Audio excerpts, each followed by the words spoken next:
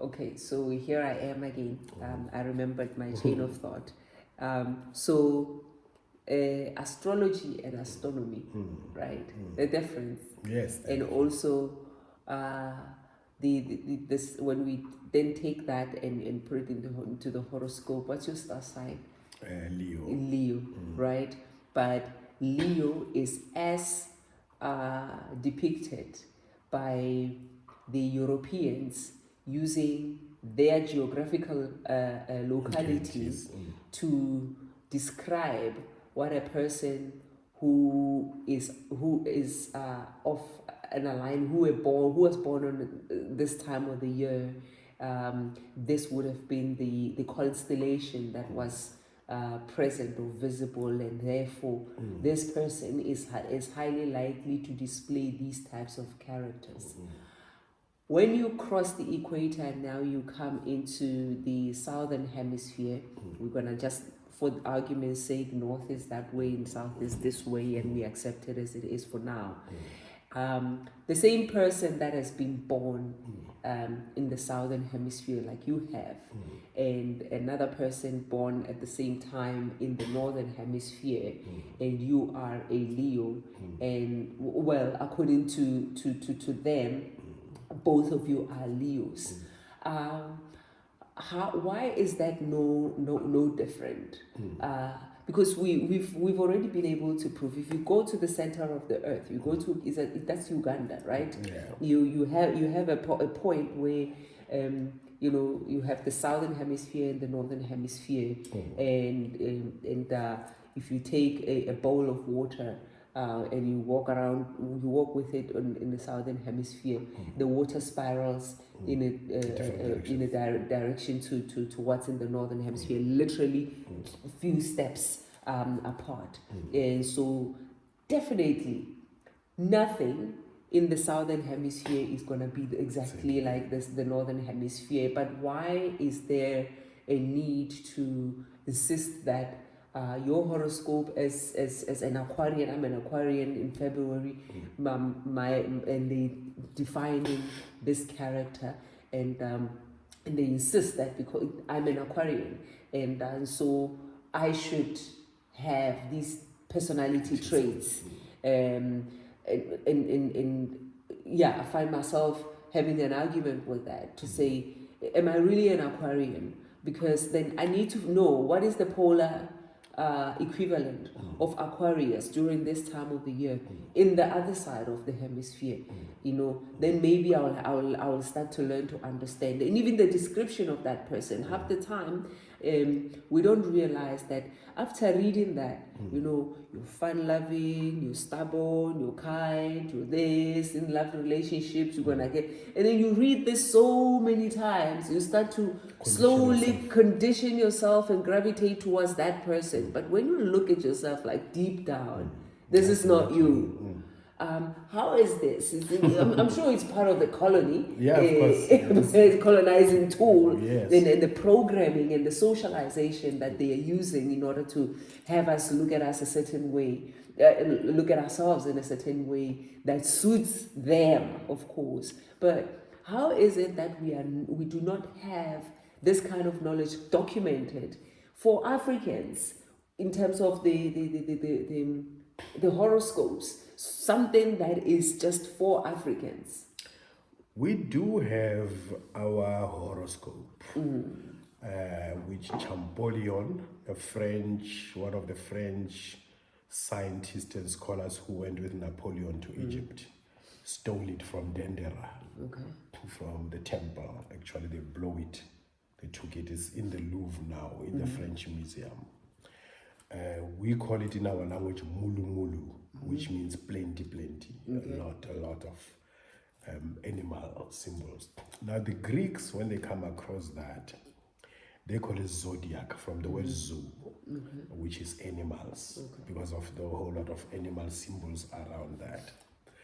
But as usual, like most of the stolen legacy and stolen knowledge, they misinterpret it. They interpret it their own European way, and so forth. So, and we were not using that even to define personalities. we had a thing called the Great Year Calendar. The Great Year Calendar, according to the contemporary knowledge, it stretches back to 10,000 BC. That is when the pyramid, that is when the Sphinx, the half man, half lion, was looking at the horizon of Leo, at the Leo constellation. That was 10,000 BC. Now, it take about 2,000 years. So actually, this is coming from the framework of what we had. We had a calendar of millennia, and then calendar of months, and calendar of millennia. Now, the calendar of millennia was counting to about 2,500 years.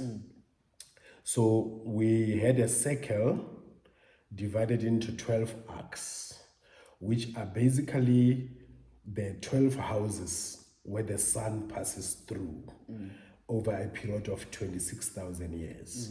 So our ancestors mapped out that the sun, it will take 26,000 years to complete the entire revolution. And so, and then it stops, it passes through 12 houses. Each house, it takes about 2,500 years. And some of the Africans, some of the scholars, they say 2,160 years, approximately 25,600 and something years. Or all in approximation, they'll just say it's a 26,000 years old, 26,000 years calendar system. So when the pyramids were built, when the recorded knowledge as we have it, written and so forth, it all started, or it stretches back to 10,000 BC. Now from 10,000 BC to 8,000 BC is the age of Leo. And then it's symbolized by those Sphinx, lion men, and all of that, purely because in their mapping, like using instruments like in Zalo Yelanga, the Mpumalanga, that the sun at that time was in the position of Leo. And then from 8,000 to 6,000 BC, the sun moved into the house of Cancer. And then from the house of Cancer, the sun then moved to the house of Taurus. And then from Taurus, it moved to the house of Aries. And from Aries, it moved to, from Cancer, it moved from Leo to Cancer, Cancer to Gemini. Now Gemini, the Bible, apparently the Bible is based on astro-theology, the worshipping of the the planetary bodies. That it was, the Bible story begin at the age of Gemini, the age of the twins, Cain and Abel, Jacob and Esau, this polemic, this opposing twins. Yes, polarities. And then before that, it is Cancer. In the age of Cancer is the age of matriarchy, the mother gods, goddess, the worshipping of the mother, principle, the feminine principle, and so forth. And then from Cancer, it went to Gemini, the twin. From the twin, it went to Taurus, the bull. Yes. And then they will say when the children of Israel were insisting on worshipping the bull, golden calf, Yes. that Moses, when he went to take the 10 Commandments, they stayed behind and made that, was in the age of Taurus, but the end of the age.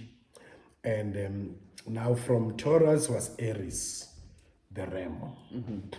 And then from Aries, then it went to the age of Pisces. That is why in equinoctial Christology, or Christ of the equinox, or the meaning Christ is a Pisces solar Messiah, is the sun at the age of Pisces. Hence, everything about Christ is about fishes. He's the fish god. I will make you fishers of men. When he called his disciples standing in a boat, preaching from the boat inside of the sea. You go there and find the fishermen and go into their boat, and then preaching from the boat and say, when he was picking up his disciples, says he's making them fishers of men. When he's asked money for tax, he said, go and catch a fish, and from its mouth you'll get a coin and pay tax, and give unto Caesar what belongs to Caesar. Right. And then when he's asked, give us a sign that you are a son of God, he said, no sign will be given to you except that the Son of Man will be as Jonah was 3 days and 3 nights in the belly of the fish. The Son of Man will be 3 days and 3 nights in the belly of the earth, which is the sun. That the sun on the 23rd, 24th, on the 22nd, 23rd, and 24th, the sun dies. And then it is born again on the 25th of December. That is why they say the birth of the sun, Christmas. It's not the birth. It's not the birth of Jesus. that young man. It's a birth of the sun within the Astro-theology, the worship of the heavenly bodies. Christ take 2 fishes and 3 loaves and feed 5,000 people. Again, symbols of Pisces as 2 fishes, one facing there, one facing there. But the people who institutionalize these things, the Roman Catholic Church, have the Pope, his headdress, in a shape of a fish. Of a fish, is the fish god. From their older mythologies. So in that period of Christ, it is called the age of Pisces. Now, they call them age because of it is a mistranslation from Greek word eon, which is when the Christians then, again, it moved from Greek because the Old New Testament was written in Koine Greek. Now, when these translations are made, age became the world. And then when Christ said, I will come at the end of the age, today they say in the end of the world. The world is not going to an end. It's the end of a particular age, the Pisces age. And now the period we are in now, it is called the Aquarian age. The age of information, the age of knowledge, the age of spirituality. Now the previous age, it was the age of magic, superstition, and religion. That is what characterized it. There was a time Europe was on full-scale superstition, magic, and religion. At the time of the Inquisition, the Roman Inquisition, the Spanish Inquisition, going out to persecute people, accusing people of heresy. But now, what it is that we are not conditioned by zodiacal signs.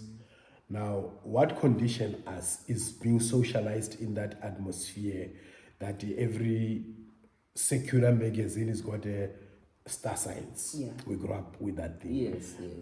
At one time, it used to be one of the things that if I buy Sowetan, I'm going to read political news, but I'm going to go to the star sign. The horoscope, and then you get the lucky numbers and all of that.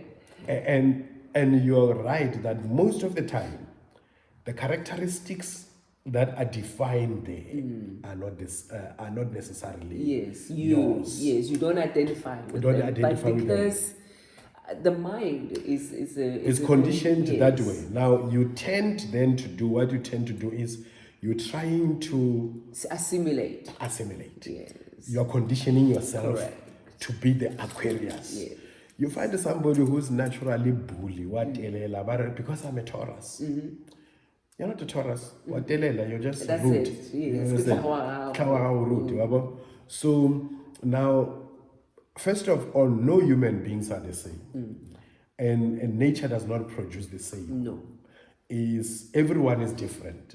So there is no way that you're going to get a world made up of 7 billion people and then about 10 million are Taurus. All the same, No. It's also this need for I suppose it's a typical human condition where we want to. It's a typical human condition where we want to put little boxes where we can fit people so that we reduce them to tiny, manageable bite sizes. Yeah. You know, I know in this box it's all these ones, the radicals, the this, the that, and then this side, and so on and so forth. And I suppose, like I said, it's part of human nature, because what we don't understand, we don't necessarily want to deal with. We cast it out, we reject it. Yeah. Right? Yeah. We're reducing things to manageable, understandable sizes. Yes. And to our own limitations. Our own limitation for that matter, because we are unlimited. We are limited in terms of potentials, in terms of anything, blessings, because we come from the unlimited, the infinite source, you know. So, but then because of, in terms of control and comprehension and conditioning, so we tend to box things. And now one of them is those horoscopes. Because you see, as human beings, we suffer a reasonable doubt about the truth. But also we have this thing to understand. And this is the basis of religion and philosophy. It is based on the three questions. You know, where do we come from? Yes. Why are we here? Yes. Where are we going? Or what's going to happen of us? So the need to predict the future brought in things like astrology, and then you have astrologers, people who claim to be having a science of knowing what's going to happen to you, but which in truth they don't. And so it is a pseudoscience. It's not an exact science. It's an acceptable, socially acceptable pseudoscience that therefore, and for social control, I think it helped the powers that be to manage us by saying these ones are Aquarian and whatever, but we are not, because look, are you Aquarius by the date of your birth or by the date of your conception? Because from the date of your conception, that's when already the DNA, the memories, everything has been implanted. Yes, it gets implanted in you, and then you start to grow until you are ready to be born. And so when is our date of birth? It takes us to there as well. Exactly. When is our date of birth? Is it our date of creation? Conception, or when we come out of the womb. Out of the womb, yeah. That is why you see the Rastafari movement. They talk about a thing called Earth Day. What you call birthday is Earth Day, the day you came to Earth. Yes. Because birth is so pervading, it's so complex that it's all speculative for when were you implanted in the womb. You'll go to the doctor. Even about 12 science, months. they tell you it's an estimate. It's an estimation. When they first ask, when was the last day of your period? Exactly. And then they start to count and say, well, probably conception may have happened around this time. Yeah, it's never pointed to the day. So therefore, if we are going to, it's the same thing that why is it that we spend 9 months in our mother's womb and yet we celebrate our birthday every 12 months? Yeah. Well, why we don't celebrate our birthday every 9 months? You know, the day of our conception. Correct. Yeah. That's supposed to be your birthday. Correct. Not 12 months cycle that you are born. It take you 9 months to be born. Yeah. To fully develop and so forth. And which is not also always like that, because they'll tell you about 36 weeks. Yes. But there are people who come through 35 weeks, 34 weeks, 28. And an 8-year-old who came at 29 weeks. Yes. And I remember my youngest, second youngest now, Bantu. Bantu, I think, is 32 weeks or 30 weeks. And then there was all these estimations of theirs. Some were even inspired because the mother is cesarean. Some were also inspired by the fact that these doctors now are getting paid for cesarean thing. So they were trying to speed up even the process and everything. So it is one of those things that forms part of the divine mystery that no one knows. No one knows When were we exactly born? Now, if we are going to attach astrological symbols to our birth, it should be the day From of our conception, conception, yeah. not the day of labor. Yes.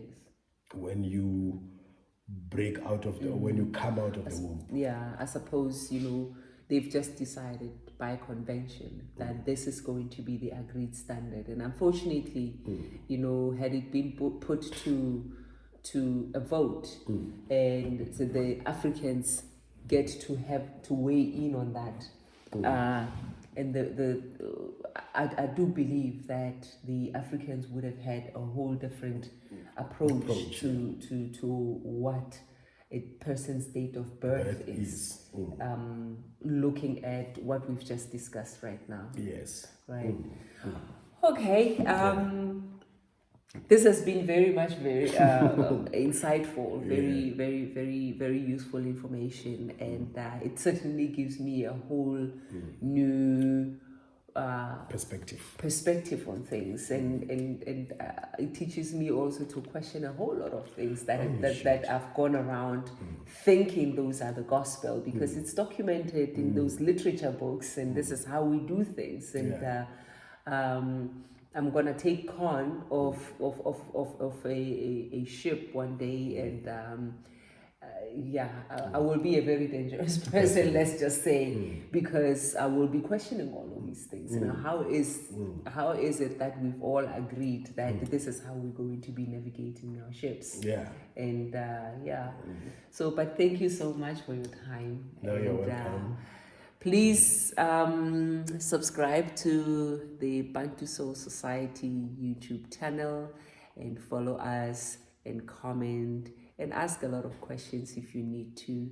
It's from myself and Hoshi Tao Tao, is Sanusi. It's from me and Hoshi, our Sanusi here in the house. We'd like to thank you for your time. And until next time. Yeah, and remember that there is no stupid question. There's only a stupid answer. Absolutely. So you must keep on questioning. And where there is a question mark, you must question. Where there are questionable things, they must be questioned. That is the basis of philosophy, is to question things. Yeah. Stay curious. Until next time. Yes. Bye.